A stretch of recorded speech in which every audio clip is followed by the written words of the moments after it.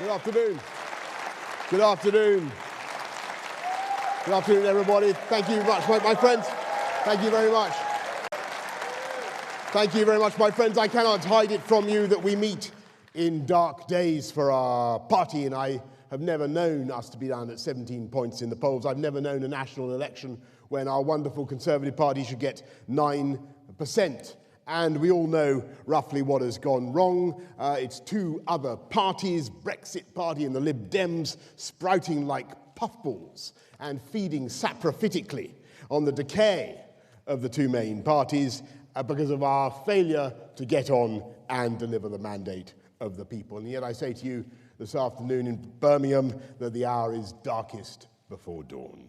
And I'm here to tell you in all confidence that we can turn this thing round and we can go on to defeat Jeremy Corbyn. And the first thing we need to do, you know what it is? We need to get Brexit done.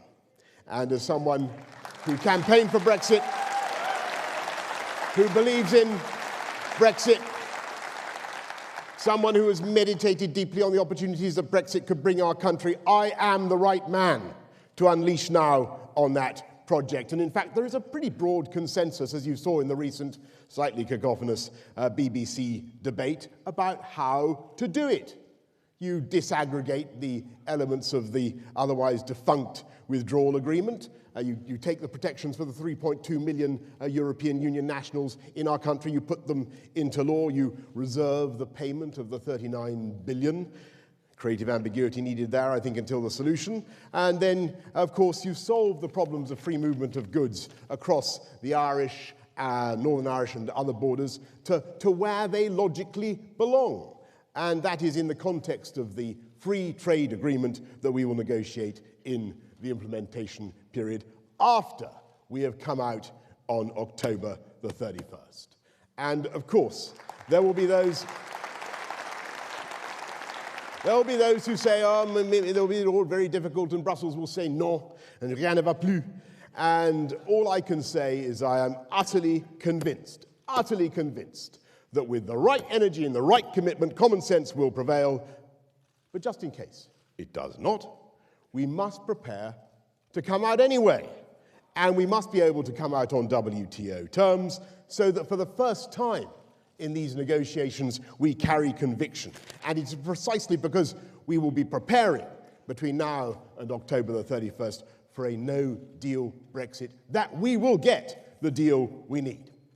And if we can get this done and get it over the line, then we will pitchfork this incubus off our backs, we will end the sense of drift and indecision, and we will be able to get on with a fantastic modern conservative agenda. And if I could sum up in one sentence my ambition for this country, it is to unite our country, unite our society, and to bring the whole of the UK together in the way that we were able to do in London. Because when I became elected 11 years ago, they talked of a tale of two cities in London. We had 4 of the 6 poorest boroughs in the whole of the UK. Well, I can tell you after 2 terms, 8 years, at the end of my time as mayor, we had none of the poorest 20 boroughs anywhere in the UK, in London. Society came together, and how did we do it? We did it by fantastic investments in infrastructure to help people on modest incomes get to their place of work. We got crime down to about 20%, we got the murder rate down by 50%, and of course we championed the resurgence of education in London. And now is the time to apply that formula. Education, investment in infrastructure, use of technology to bring our whole country together. Because too many people, look at that Brexit vote, too many people feel left behind by the incredible success of this country.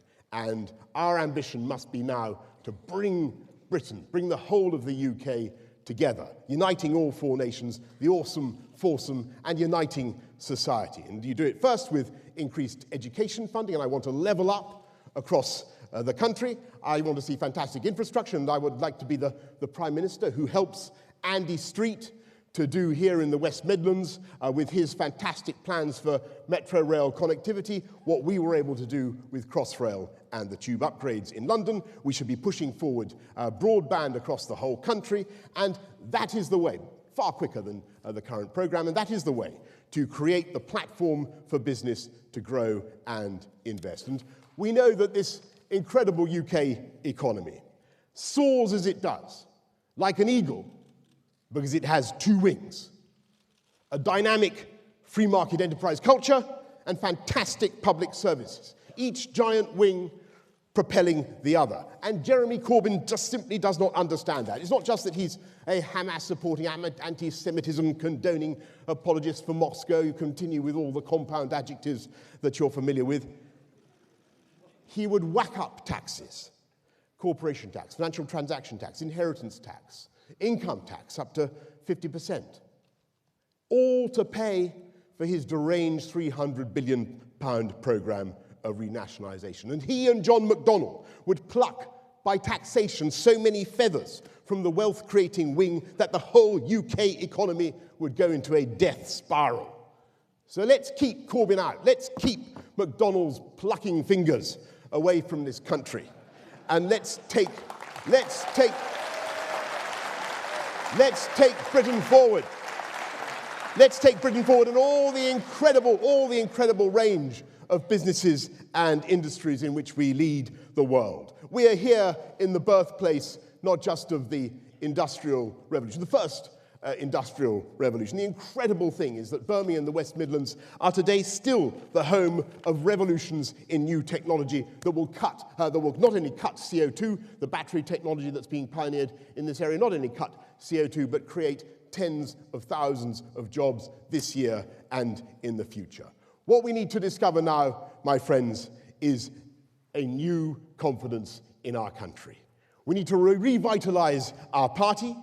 We need to unite and defeat Jeremy Corbyn, and I believe we can do it. And in case I have failed to make this point earlier on in these remarks, and seeing as I have 32 seconds left, let me remind you that the last time I had to face an emanation of the London Labour left, considerably more fertile and ingenious than Jeremy Corbyn, I was able to defeat him when we Conservatives were 17 points behind Labour in London. We did it then, we can do it again.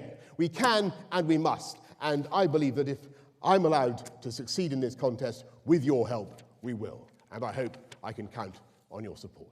Thank you very much.